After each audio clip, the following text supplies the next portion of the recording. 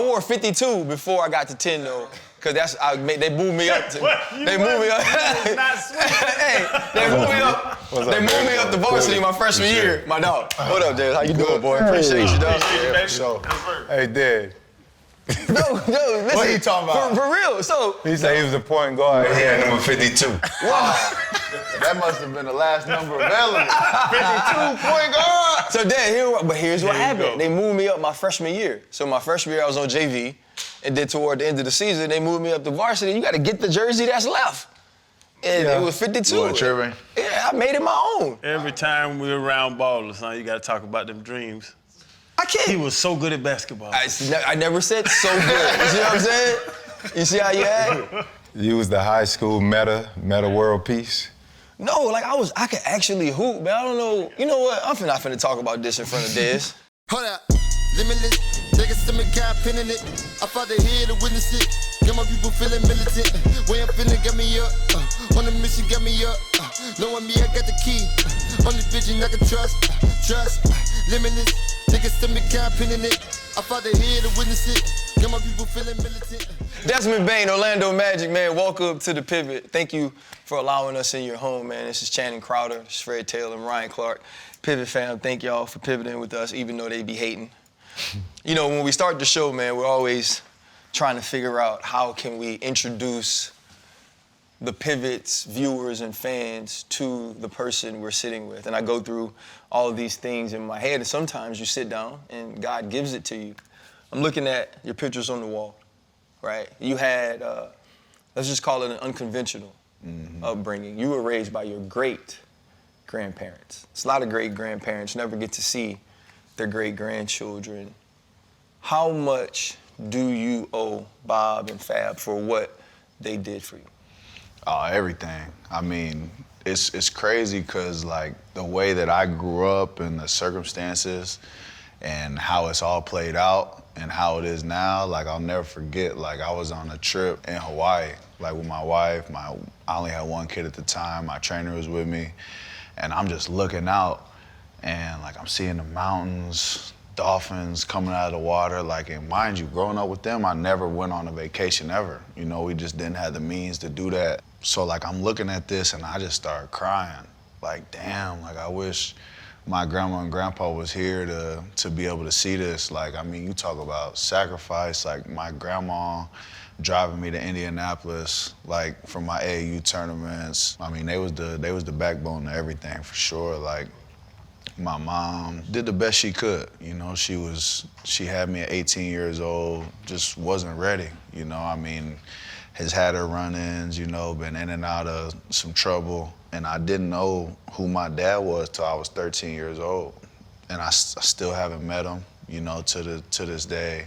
Talked to him on the phone, but like my Nigerian side of the family, so good to me that, like, I'm not even questioning whether or not that's really my pops or not. Like, there was a point in time, probably like 3 or 4 years ago, where this dude in Richmond, like, was starting to come around and be like, shoot, like, you know I'm your dad, got my name tatted on him, next to all his kids and everything, and my mom, you know, who knows? You know what I'm saying? Like, to be honest with you, I don't know. Like, my Nigerian family have been in my life for 6, 7, 8, 9 years at this point. The way they treat me, the way they treat my family, like, ain't no way that I could ever cross them out of my life. So, you know, I've been rolling with them, but yeah, my grandma and grandpa stepped up to the plate when there wasn't nobody else there. I love that. Like, that had to be hard on you, because it seemed like you wanted to go find your dad. You go to damn Nigeria, not go there, but I don't know if you been here. Let me know. Nah, I ain't been. I be saying I'm gonna go every summer, but I ain't been. But what was that like? What was that like? Why did you need to know? A lot of people have, you know, missing fathers or, you know, saying unconventional families. Yeah.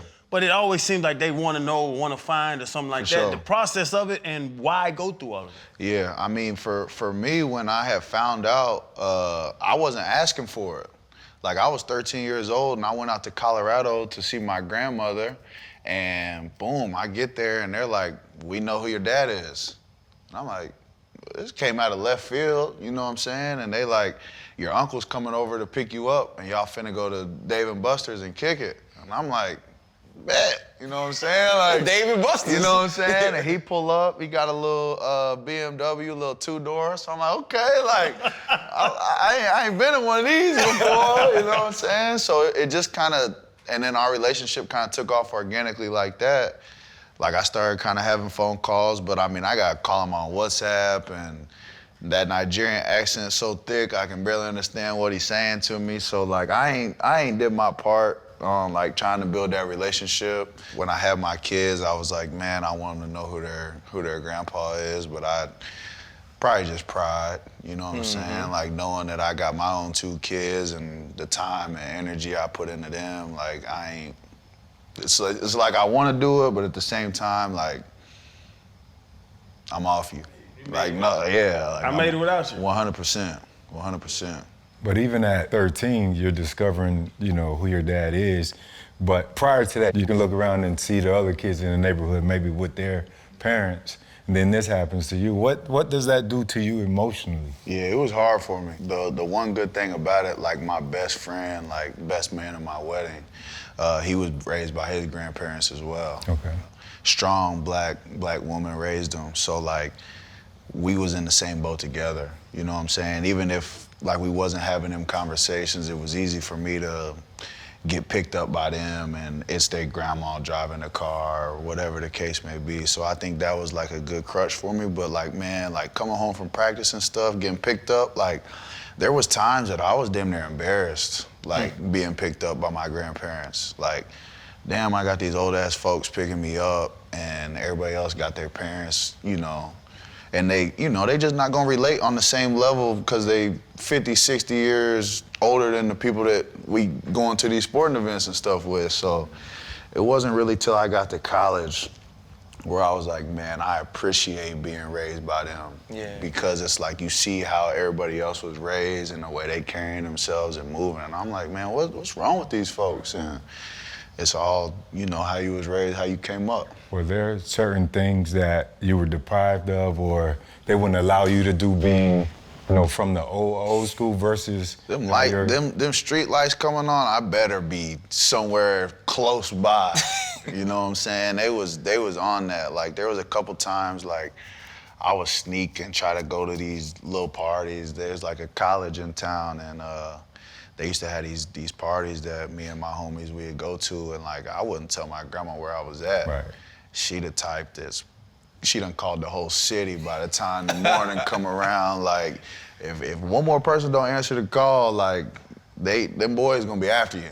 You know what I'm saying? So I'm like, I learned quickly not to play with her, but she held it down for sure. You mentioned having your own kids now. This Father's Day recently was an interesting one for you. You know, you're sitting around, you get FaceTime.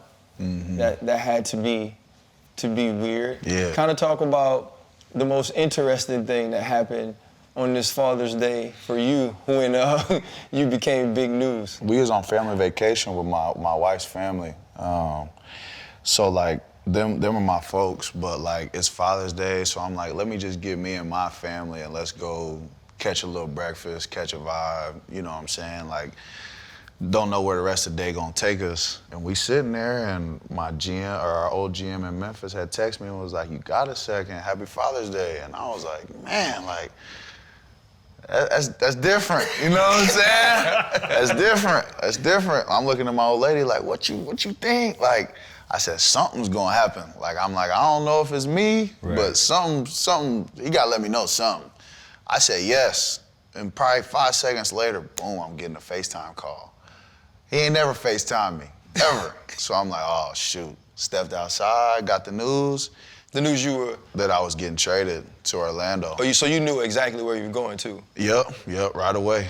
Got the news I was getting traded to Orlando, and, like, there was a part of me that was, like, so many emotions going on, like, it's hard to process it, but I was genuinely excited, you know, just because I think we got a really good team, good people, the weather. Y'all see how, you know, 80 degrees in December, like, you can't beat that. And it wasn't till, like, we have media day. Y'all been through media day right before the season started, like, and went to It's somebody in Memphis who was like, you know, just very involved, like familiar face, motherly, like I call her auntie, and like just her energy, like on that day, you would feel it, and it's like it wasn't there, and I'm like, damn, this ain't Memphis. Yeah. And that's when it started to really set in, like, bro, you in a whole new spot. Like, you finna be going in the foxhole with new dudes, like, Yeah. but it's been good. It's been good. Is it flattering when you go for 116 ones and the entire other team?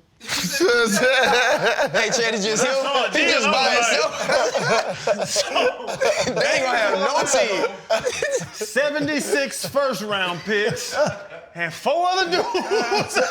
Boy, they want this motherfucker.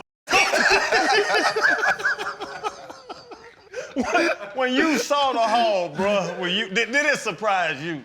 I ain't gonna lie, it did, bro. Like, I've always been a humble dude, you know what I'm saying? Like, never tried to pump my chest or nothing like that, so like, but it validated, you know what I'm saying? Mm-hmm. Like, I'm doing what I'm supposed to be doing. Like, the work I'm putting in is, you know, everybody see it.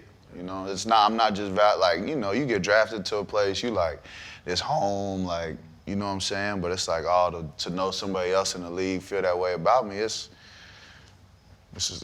love. Like you said, it's love. Yeah. It's love. I'm telling you, I'll miss the shot and be like, shoot, who you gonna put in? You ain't got nobody. and you can't draft nobody for the next 4 years either. You gonna shoot this whole again. Give me the ball. Give me the ball. Nah, to those points though, man, when was that moment you realized, even back in Memphis, that you wasn't like just a role player? Like, I'm him, I'm a problem. It was going into my second summer. We was playing summer league, and I was killing. And I was like, okay, you know what I'm saying, it's summer league. And we had like a team little mini camp, and we had open gym, and everybody was there basically. Like, we might have been missing one dude, Right. And I'm frying everybody. So I was like, oh, this is a little different. You know, like the year before, I'm sitting in the corner, kind of playing my role. From that point on, like, it just kind of took off. Like Dylan Brooks, I think he had a hamstring or something going into the season, so I got an opportunity to start, and then ran with it and ain't looked back. Yeah, you guys had that exciting run. What was it? 2022, I think y'all beat Timberwolves, Golden State, but it was, you felt like, wait, Des, Ja, like that was going to be the young team. For sure. Right? And it was going to be the young team that had American stars, which we aren't seeing as much as it, used to be. It was going to be all the cats from the country. But for you, man, I remember I was interested, right, because you pay attention to relationships. I was interested to see what Ja was going to say. Mm-hmm. And he's been on our show as well. And it was a very simple message, but I thought it was profound, right? He's like, shit, it's tough, paraphrasing, but he was like, but we forever. Yeah. Go be great, brother. And I love that, because you do learn in this that business is business, but relationships and friendships you build on the court and off the court, they are different. They are personal. What was the relationship like with him when you guys were together in Memphis? Yeah, it was great. I mean, from the jump, like, I mean, we was talking about it, but like the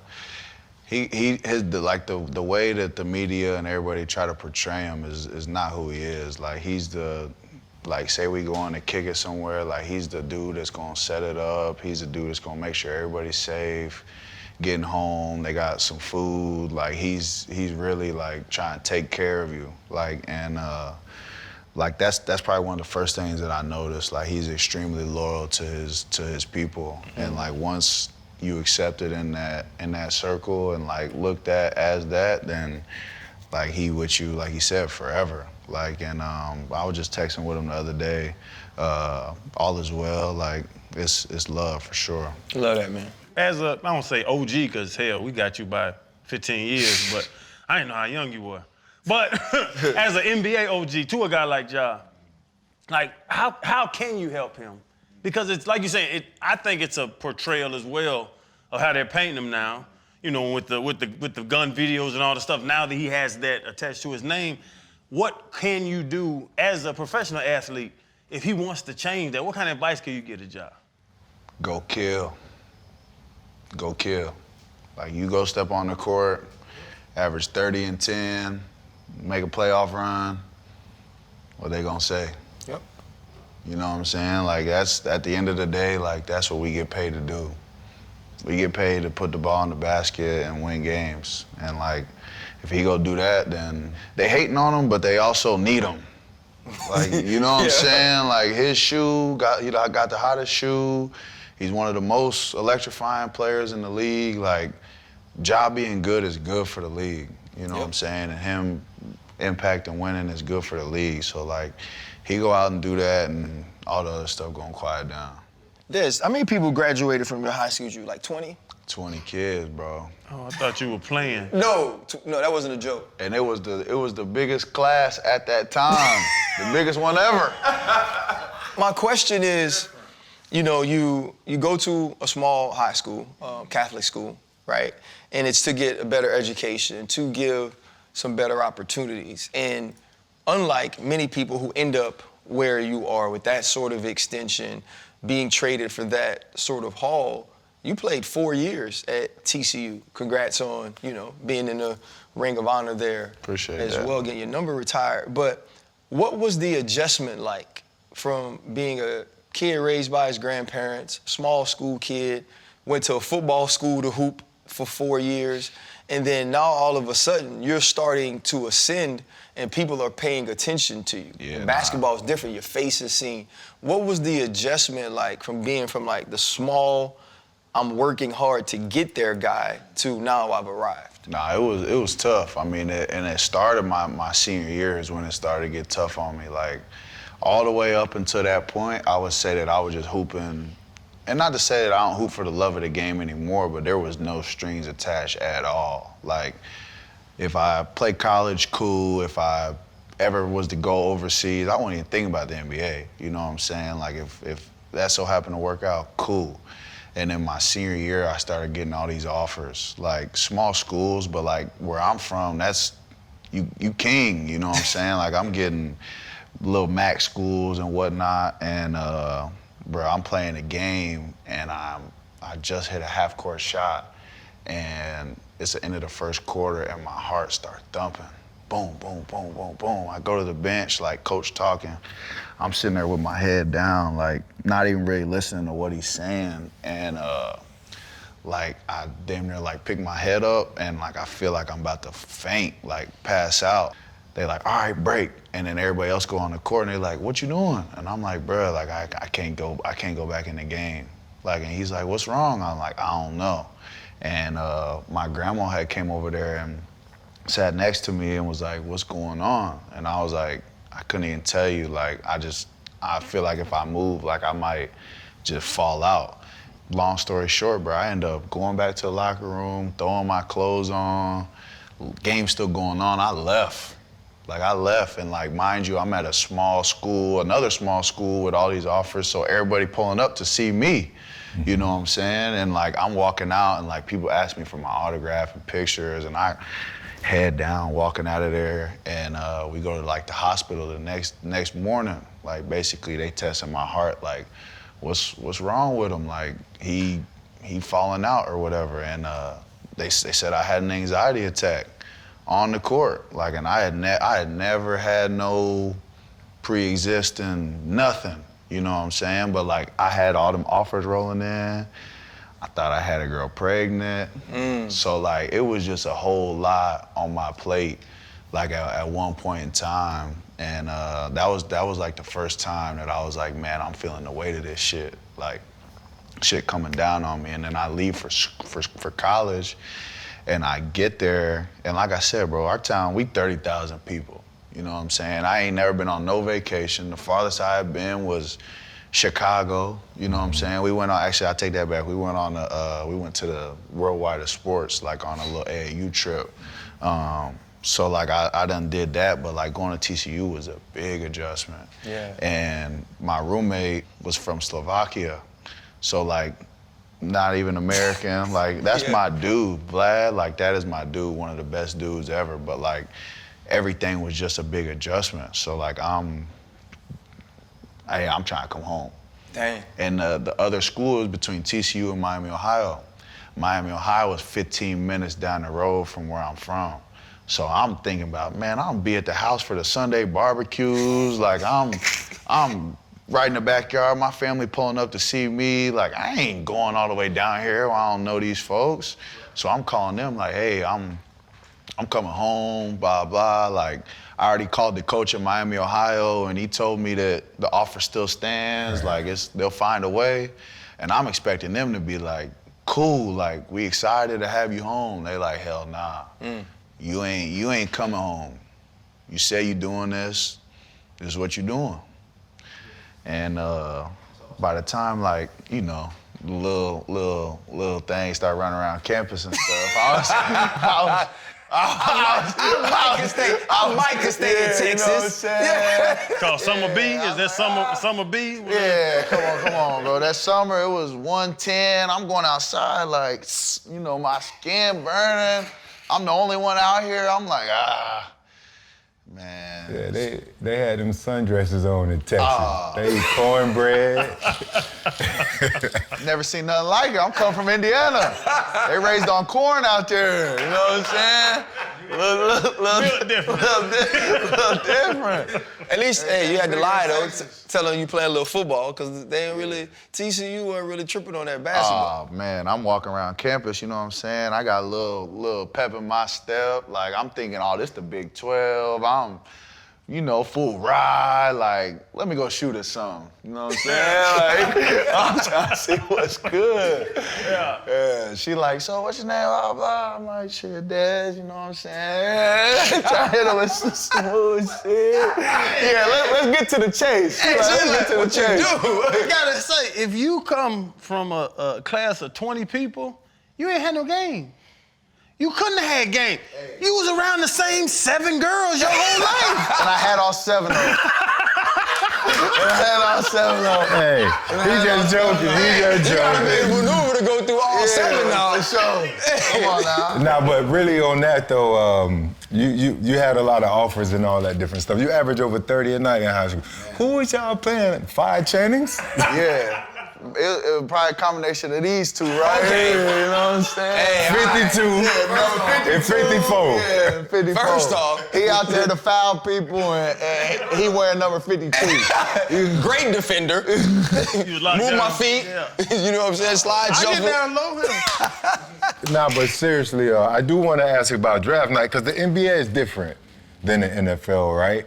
You get drafted by Boston, and then next thing you know, you look up, you're in Memphis. Yeah. Like, take us back to that night, that whole entire sequence. Man, my agent was terrible. I'll tell you that to start it off, bro. He ain't no longer my agent, and I don't know if he still is an agent. I'm not trying to badmouth nobody. I already did. It is but, what it you know is. What I'm saying? Like, it was just a bad situation, Right. bro. I was, like, he was telling me, like, there was a chance that I was going to Detroit early.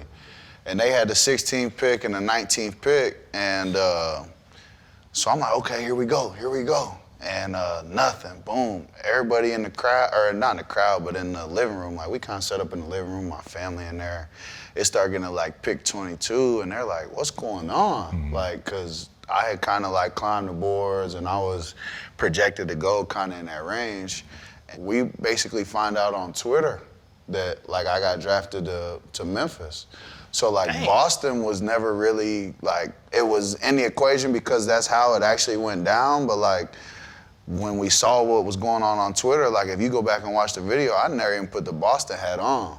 Like I just put the Memphis hat straight on, and it was COVID too. So like basically we set up like this, camera looking at me, a pan to me, boom, ask me a couple questions, go outside, small town, I hear horns honking, you know what I'm saying? Like it was, and we had a party too.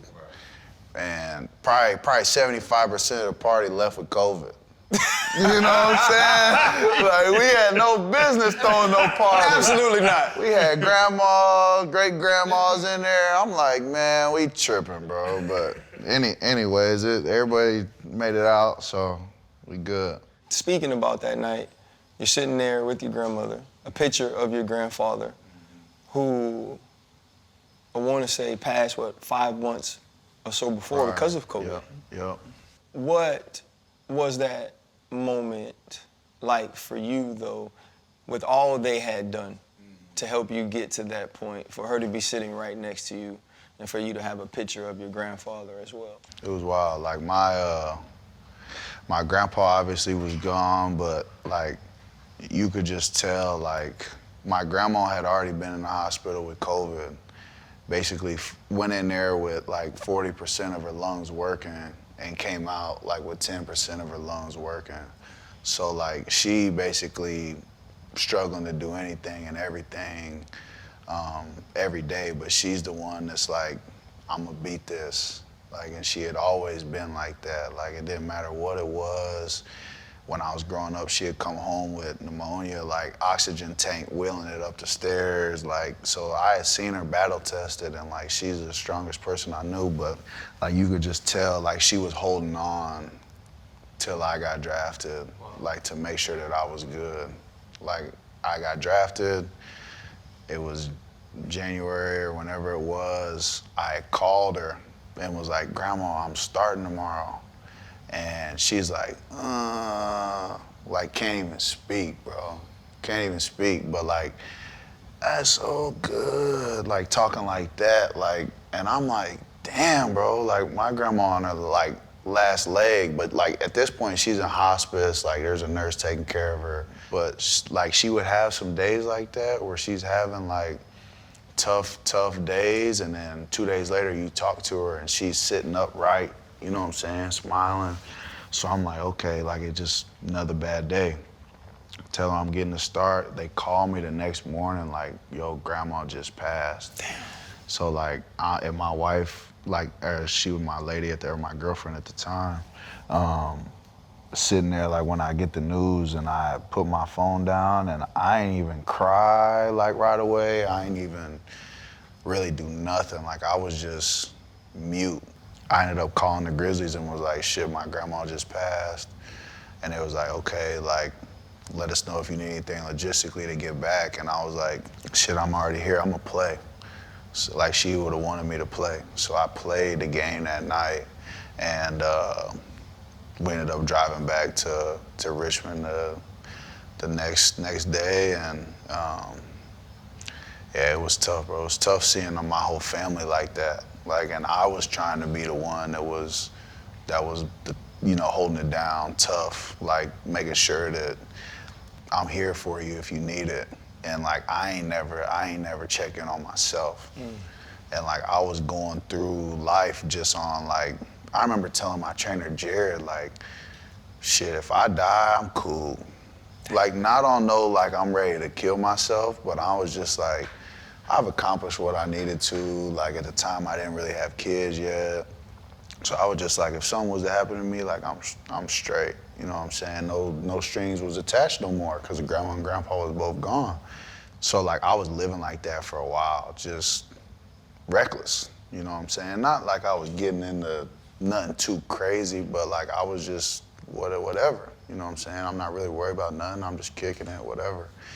But like my wife, my kids, like they done brought that purpose back, you know what I'm saying? And I love my whole family. We got a big ass family, like as y'all can see. But like, yeah, they definitely brought that spark back. You didn't get to see what parenting was like. Nah. Right? You know what your grandparents were to you, but like you said, it is different when there are so many generations removed from the life you're living, right? They're going off of like how they raised their kids and what they used to know and what the world is. They don't actually know what you're a part of. You know what I'm saying? Like, even when my kids get in the car, they keep me young because they get the aux, right? So they playing songs. I'm like, man, who is this? Yeah, nah, you know what I sure. mean? Like, and they tell me, so like that's the way you keep up.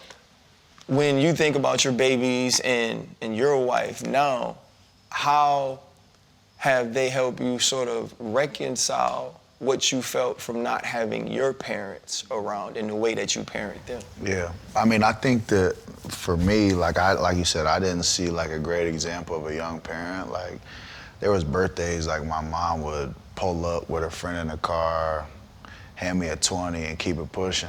You know what I'm saying? So like, I didn't really have like the stability from that standpoint, but I learned what not to do. You know what I'm saying? Like I learned y'all asked me how I felt like being raised by my grandparents. Like I remember them days. Like I remember them days where I wish I had parents that was there, and like, so that's my biggest thing. And I tell my wife all the time, like I'm always be present regardless. Like it don't matter, good day, bad day, whatever, like dad's always gonna be around. But she's honestly helped me a lot. Like she came from a way different upbringing than me. 2 parents afforded to put their kids at TCU, you know what I'm saying? Country. Like I'm from 30,000 people, but she's from cows and pigs. You know what I'm saying? Like there's a difference. But her family, like, they love each other. Like her dad actually, bro, crazy, got killed by a deer. Like he was outside like feeding the deer, and one of the deer had been acting wild, and like when he had his back turned to it, and it came up and stabbed him with his horns in his back. It's at like 7 o'clock in the morning. Basically 8:30 roll around and Tatum and her family wake up like, where's Sean at? He ain't been back. You know what I'm saying? And they end up going out there and boom, found him, bled out. He long gone. Like, so, like that's honestly when me and my wife had gotten close. But the one thing that, like, I mean, you can take it for what you want, but her mom still has not remarried and says she will not remarry because like that's her husband and that's like who she devoted her life to and still, you know, rides for, even though he passed. So it's like that's the type of relationship that she come from, and it's taught me a lot. You know what I'm saying? Cause like I got 3 younger sisters, and we all got different dads. You know, we don't got the same dad. Like I didn't come with a bunch of people in my family. Like got kids by different people, so like I didn't come from that type of stability. If your great-grandparents were here today, Bob and Fabby, to see everything that you've earned, the success you've built around yourself, what do you think they would tell you? They'd be happy, but they'd still be getting on my ass for sure. She see me getting a little altercation on the court or something. Boy, what the hell you think you doing? Like my grandma, boy, she ain't play. Like something go down, she picking up the closest thing to her. She gonna throw it at me, hit me over the head with it. But they would definitely be proud, but I don't think it would change them at all. You know what I'm saying? Like I don't think they would be expecting anything but my love and for me to keep being who I am. What do you think they would tell you to tell Ja? My grandma probably already gave him a big ass hug. Like we come from a broken family, like I said, bro, but like the amount of times my people been in jail or strung out on heroin and whatever the case may be, beat people up, get locked up, like she always welcomed them back just like they was before anything went down. So like she don't hold nothing over nobody's head. Like the love is endless. So like, Nigga, your foundation is your great-grandparents. that's it, bro. You lose your foundation Tough. as soon as you make it. It's tough. Did you get another foundation or you became other people's foundation? That's real. That's real. I think a little bit of both, bro, because like me and my lady, we wasn't in a place where like we was stable enough for that to be that yet. Like when I found out that my son was pregnant, the conversation she was pregnant with my son, the conversation we had before was that we were splitting up. So it was like we was like this, like, and I'm trying to figure out, it was really like just the decisions that I make, like people asking me to help them here, help them there, like, do I do it? Like, I don't really have nobody, and nobody had made it from where I'm from, so it's not like I can reach out to them to see what I need to be doing. Like, I can't call my grandma and be like, you think I should marry this girl? Or you think that, like, I handled this situation wrong? Like, and they didn't have money, so I wasn't gonna ask them for money advice anyways, but like, there was just a lot of stuff that I had to learn on my own. Still learning. You know what I'm saying? Like, I'm still trying to figure it out, but shit, you do it the best you can with a smile on your face and live with the results. Yeah, I'm gonna pick the mood up a little bit because we had an argument here, man. And I thought about it when you spoke about your lady's or your wife's mother saying, look, I'm loyal. Like, that's where I am. There's a big disagreement on this show. The light-skinned person on this show. Come on, Red. So here's my question, Come Dad. on, Red. Dad, so here's my question, right? Think about, now, like, we're gonna get away from your wife's father, so let's say you talked about your best man at the wedding, right? Let's say, God forbid, something does happen to you. Yep. Do you think it's okay for him to then marry your old lady if That he's... would up. Thank you! No. You say yeah? Thank you! Allow me to retort, Des.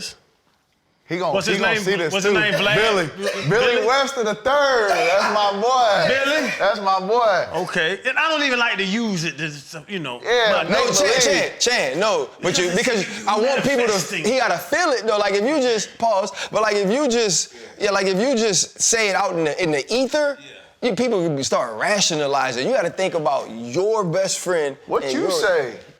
So listen here. So you get abducted by aliens. Yeah. I don't want nobody to pass. Yeah. Your wonderful wife. Should Billy just give her back to the streets? Nah. Why? Billy's a good dude, ain't he? Yeah, for sure. Good man. For sure. Spiritual. Yeah. Strong would be a good stepfather. He trying to make it make sense. That's how he did last time. Think about it now. Sense, bro. So if she's gonna find somebody else, But you don't think you can find that and it not be your best man? I don't know. But I know him. But Chan, I know Billy. But why? Yeah. But Billy, I know Billy. The same way Billy gonna make sure his kids straight. Billy gonna make sure his kids straight. He gonna make sure his wife has what she Wife's needs. line, make sure the house is set, make sure his people good. You don't All need he's to- doing is missing out on him. On what? He On could what? be right there. Doing what? Loving. See, they Yeah, going that's wild. That's wild. See, y'all That's going, wild. see, that go sexual. I'm talking about emotional. Yeah, I wasn't thinking emotions at all. Bro. I wasn't thinking nothing about Man, emotions. it's one thing. Yeah, I wasn't thinking At nothing some about point, it. it's gonna get to that. Nah, the craziest part about all of it, because Channing go hard left sometimes, the amount of people that actually agreed with him. A lot of people do. A lot of people did. More women almost. Yeah, a lot of women was like, that makes sense. But then they started saying, Familiar well, face, you know what I'm saying? in the Bible, church, old school and that sort That's the of. Old Testament. I do too. I know you love the Lord. Yeah, that don't mean that my best man got That don't mean they gotta Does love each Billy, other. does Billy love the Lord?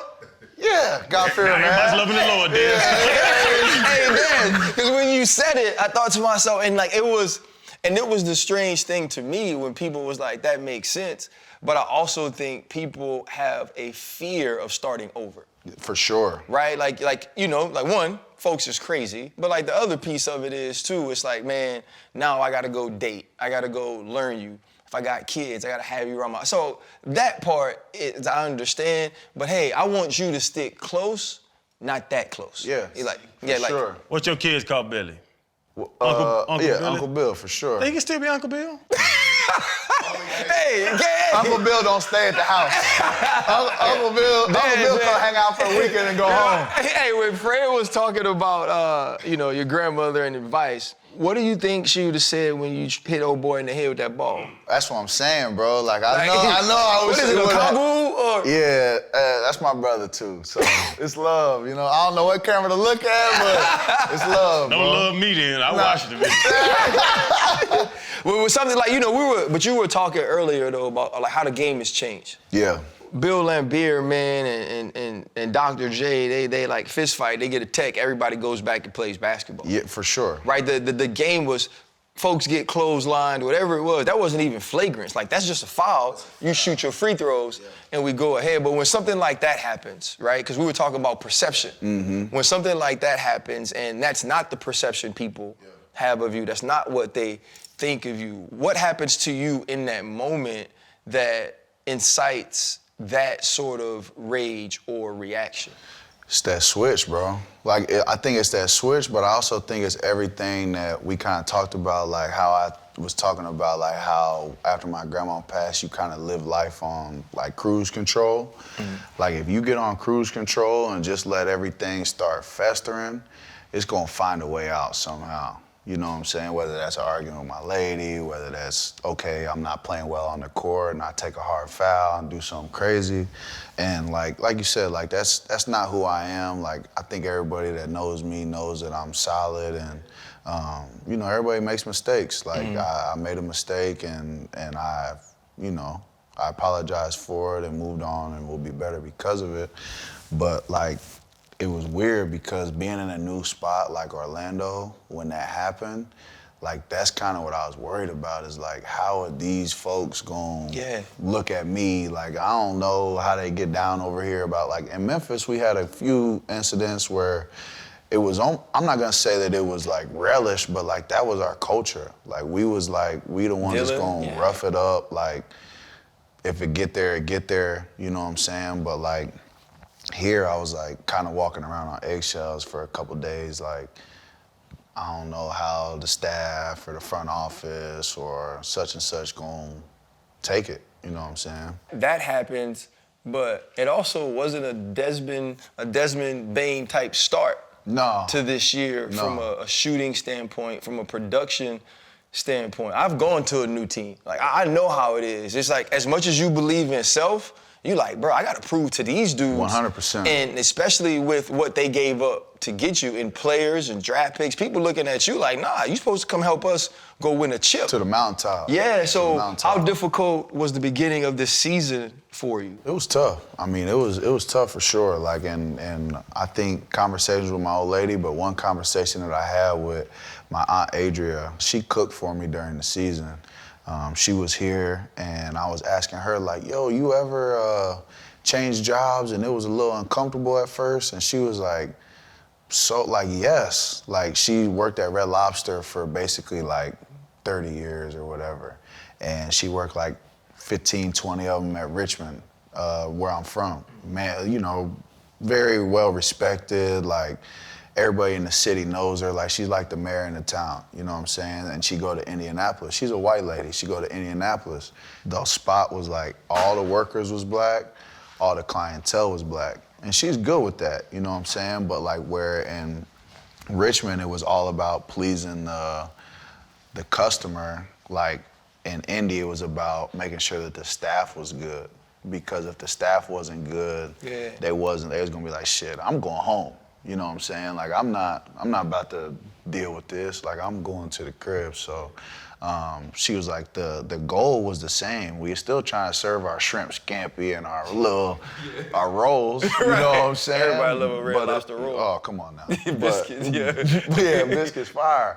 But it's like the way you get there is different. And it's like, I'm in Orlando. The object of the game is still to win the game and do what you do, but like the way we get there, who I get there with is different. So like that kind of helped me be like, okay, it's like, this is normal. You know what I'm saying? It's normal to go through an adjustment period where it's like, you might not feel like how you felt at one time in Memphis. And I was looking myself in the mirror like, well, maybe I need to reshape the way and who I think I need to be for this team. Like, I'm thinking about like a Drew Holiday when he went to Boston and like went there and averaged 10 points a game. Played defense, you know what I'm saying, connecting the dots. They go win a chip, and now he's in Portland, he's averaging damn near 20 again. Right. So it's like, I'm assessing everything. I'm gonna keep it real, you know what I'm saying? Like, so I was just kind of trying to find my place and how I fit in. And one thing that Mose always said, like he said it from the day I got there, was be you. And it's like, if that's what you want, I'll give it to you. You know what I'm saying? If that's what you want, I'll give it to you. Yeah. But like, we lost a couple games early, so like everybody was searching. We had a couple practices where it was dark. You know what I'm saying? Like it was like, and first time this team had real expectations, it's quiet in there.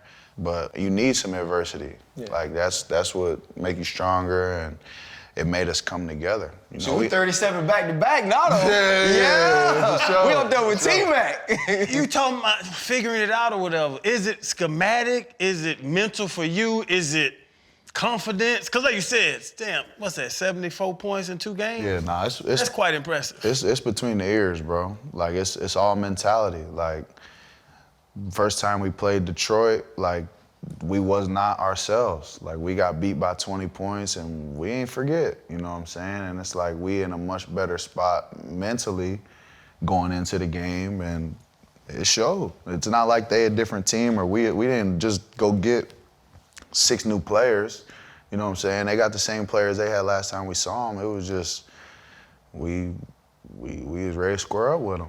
Y'all what, 4-0 in the NBA Cup right now? Yeah. Trying to go to Vegas. Hey, just half a million to win it too. $500 million, I take that Half too. a million. I take that too. Yeah. You mentioned Detroit though. They go on an insane run in the East, and you know I remember when Cade Cunningham was coming out of OSU. Like I didn't really know much about him. You know, big time 5-star at Mount Verde, and he was like he got buckets, but it wasn't just about buckets. He facilitated it. Like, he's becoming a star. Sure. Along with Cade and SGA, who are some of the people that right now, if you are a new NBA basketball fan, you're like, okay, these guys can become the new face of the league for America, for the USA? Because, you know, obviously SGA is Canadian. I think Ant Edwards definitely got to be in that conversation. I mean, he got the charisma, he got the swag, like he play hard, fun to watch. Like, I think he definitely got to be in there. Jason Tatum, for some reason, is a guy that don't get talked about a lot, like, and he's done so much in such a short amount of time. He's super talented, but I mean, all across the league, there's so much talent now. I mean, we were just talking about, we played the Bulls last night, and I mean, they running and gunning. Like, they made us earn that win. So it's like, I think it's gonna be more of that, like, just people popping up, kind of like Halliburton did, you know what I'm saying, and go on a run, and now Halliburton, a household name, and Team USA, all that type of stuff. So I think the league's in a real good spot. You ran past SGA. I got to just ask somebody that plays against him. He's going to walk up the left side of the court. He's going to be on the left side of the basket right at the foul line, and nobody can stop him from making that damn shot. It's tough, bro. What the hell do you do? I've watched this for 2 years now. I know. He got KD's ass in the playoffs to win the game. Like, he might have got you over there on that Look court. at you, look at you, look at you. I saw you looking at the ground, so you might have saw the same Yeah, you video know I what saw. Why in the hell could he get to that same spot? It's a combination of everything, bro. Like, you can't just be like, oh, it's his skill, or oh, it's his size, oh, it's his mind. Like, he really got it all, bro. Like, and I'm the type of guy where I'm like, I gotta see it before I stamp it. He got it, bro. He got it, bro. And it's like, you try to put your hands on him, okay, I got a trick for that too. I'm gonna draw this foul. Like, all right, I done hit 2, I'm gonna hit you with a pump fake, step through. Like, you can tell he work on his game.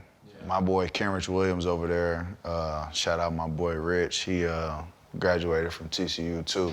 He said he worked, like, he be in the gym late night, like, and I'm like, there ain't no secret to it, you know what I'm saying? Like, if you put that time in, it's gonna come.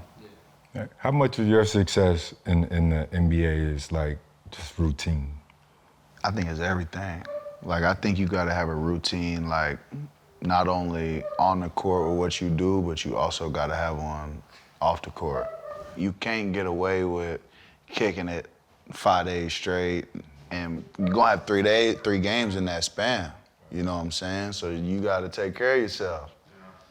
I don't know if you feel like I'm looking at you for some reason or not. You called him out. We had one a week, shit. You know what I'm saying? I can go for 4 days and still dehydrated.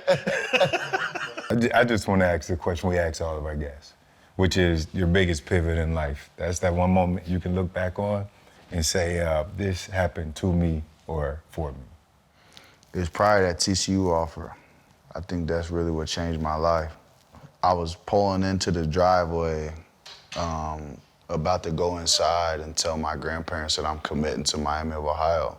Like, I had just had a conversation with one of my homeboys, and as soon as I get in the driveway, I get a text from my AAU, the dude that runs our AAU program, and he's like, TCU been trying to get a hold of you. Like, I'm like, shoot, send me their number. Like, I'll call him, you know what I'm saying? So I call him, and I'm like, what's up? They like, shoot, we trying to get you down here on the visit. I'm like, when? They're like, as soon as possible. I'm like, oh, they ain't bullshitting. Like, I done talked to Purdue and a couple other schools. They just give me the run around. You know what I'm saying? So like when I felt that urgency, like I walked inside and my grandma and grandpa was basically like, so what we gonna do? Like this shit's gone on long enough. This is 2 weeks before I graduate high school. Like, you know what I'm saying? So it's like, I'm waiting.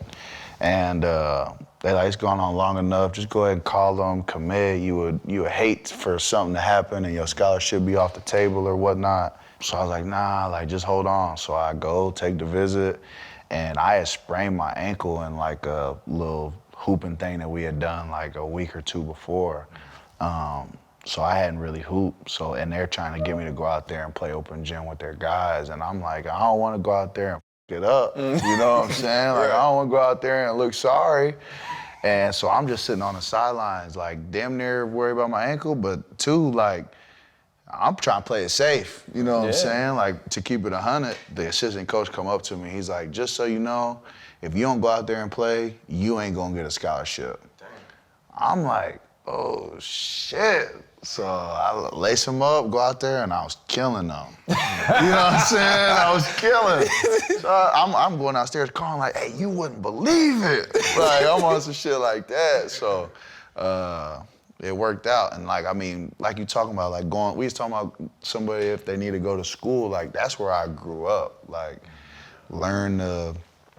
when we talking about like my personal life got to match my professional life, like that's where I started sorting that out. Like before that, I was never no bad kid, but I was, you know, I was pushing the limits everywhere, anywhere and everywhere I could. Like I'm pushing the limits, and I had to find my niche. You know what I'm saying? Yeah, Franz playing extremely well. Paulo Banchero, he's also been on the show, you know, and they had an infrastructure and they said, okay, this is a piece that can help us get over the top. And things are starting to kind of come in to focus for you guys. With that core group, what is it going to take for the Orlando Magic to be a factor in the Eastern Conference playoffs? I think health is always number one. Like you look at the team that win, they always healthy. And then number two, I think it's just sacrifice. Like I think that we all gonna have to sacrifice in some shape or form to get to the mountaintop. Like you can't do it alone. Mm-hmm. You know what I'm saying? It takes a team, and we definitely trending in the right direction. But shoot, we still got 60 more games to go. A lot can happen. So you gotta keep stacking days. You know, you mentioned kind of being in that spot after your grandparents passed where you're like, I done all I can, and you say your family brought you out of that. I think we like to ask this question, mentally, emotionally, how are you today? I think I'm in a great spot. I think Orlando's helped me with that a lot. Just like the sunshine, like how comfortable my family is, takes so much stress off my plate. There's always things you can nitpick and wish this was different or that was different, but shoot, I'm in a good spot. How about you? Great. You good? Yeah, man. I really am. Are you? Yeah, man. You know, Christmas time and all, they get stressful because trying to make everybody happy as the foundation. 100%. Yeah, but no, man. I think, like you said, you can nitpick, but you do the best you can and let God take the rest. Mm-hmm. I am definitely learning to deal with the visibility. Visibility? Yeah. Yeah. You know, I think like and they know me, like they're around me all the time. I spent my entire life trying to prove to people I was certain things. You know what I'm saying? Like I was undrafted, so I spent 13 years trying to prove to people I was good at football and good enough to be in the NFL. You know, won Super Bowls, made Pro Bowls, and was captains of teams, but like I was always like that, so I was always fighting. You know what I'm saying? Like then even in this life, in the new career, you like, I gotta go show people like how good I can be at it, how smart I am, how entertaining I am. And then, you know, you start getting attacked by other people for things you say and things you do because they want your sunshine, right? Like they want your light. But my whole life, like I told you outside, my whole life, like I saw things with violence on the field. And so like that aggression is who I am. And I've had to learn to pull back on that. And y'all understand this. When you've been one way your whole life and always fought back, pulling back make you feel like a hoe. Oh, 100%. You know what I'm saying? Like pulling back make me feel like I let him disrespect me and I ain't checked that. When my whole life, I checked it all. And just kind of trying to understand that there's a bigger picture outside of it. And like now I'm in a different place.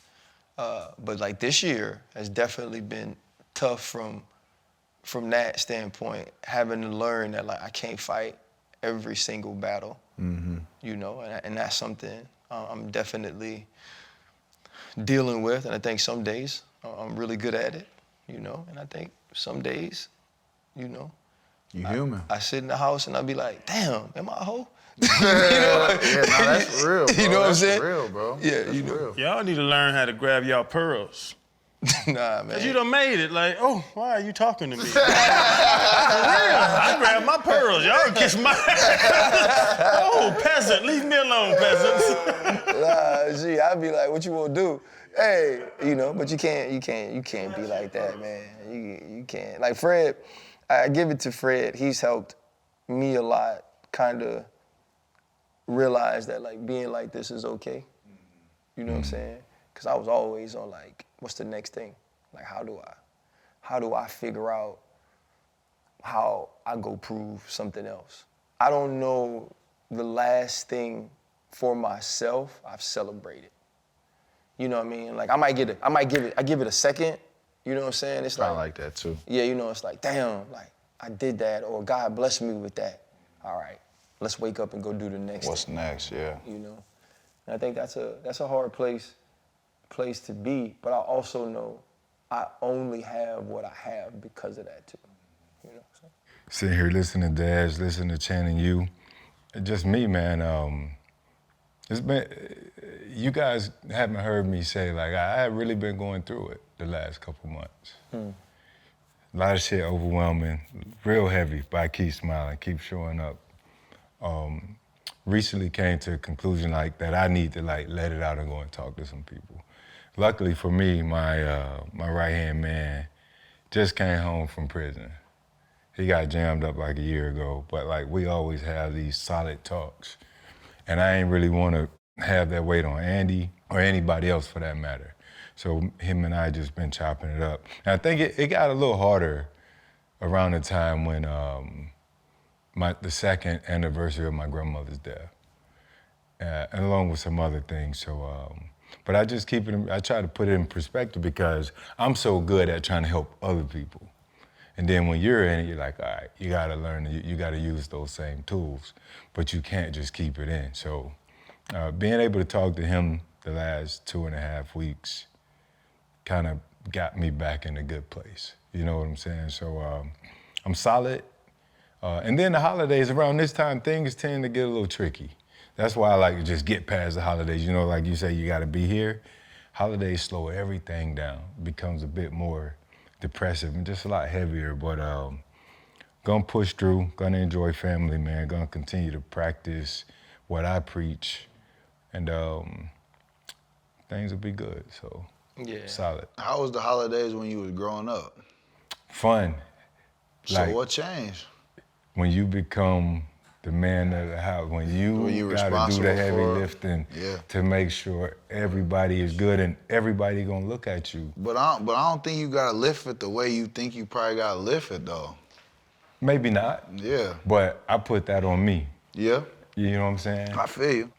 And then I become accustomed to like just wanting to be on the move, and holidays, like, it just slows things down. It's like you gotta take a break. Sometimes I don't wanna be forced to take a break. Like I wanna be able to say, all right, I need some rest.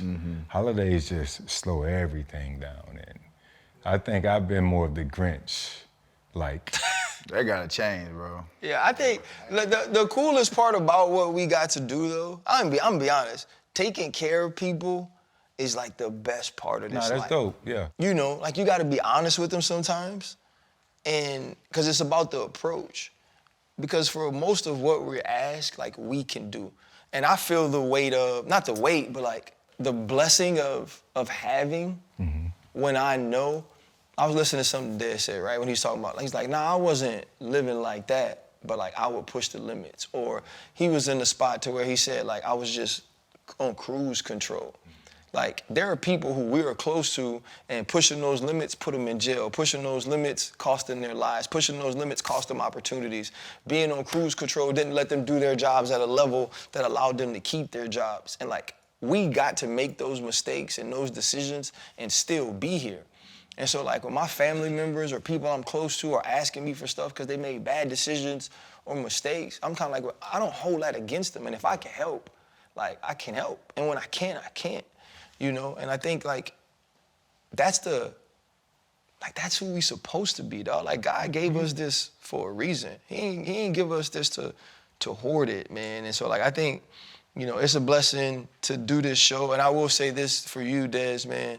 I don't know how many people has ever asked us that to What be the truthful. question? I don't know how many people have ever said, hey man, like how are y'all? And there are people who have, and so I'm definitely not discounting them. But we've done over 400 shows, and that is probably the first time while sitting with the guests, we shared that much about our lives that I can remember. And so thank you for that. Appreciate y'all being Man, honest. we appreciate it, bro. And so, man, best of luck. Like I said, we won't do a lot of basketball players on this show. We won't get a lot. So all of them, I'm trying to go sit courtside for a game.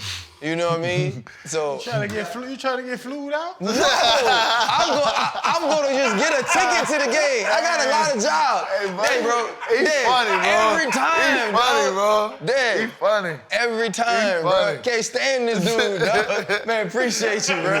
No, I ain't trying to get flued out, man. The man just talked about all the people he take care of. All these jobs I got, man. Man, appreciate you, dog. All these jobs I got. You was the man.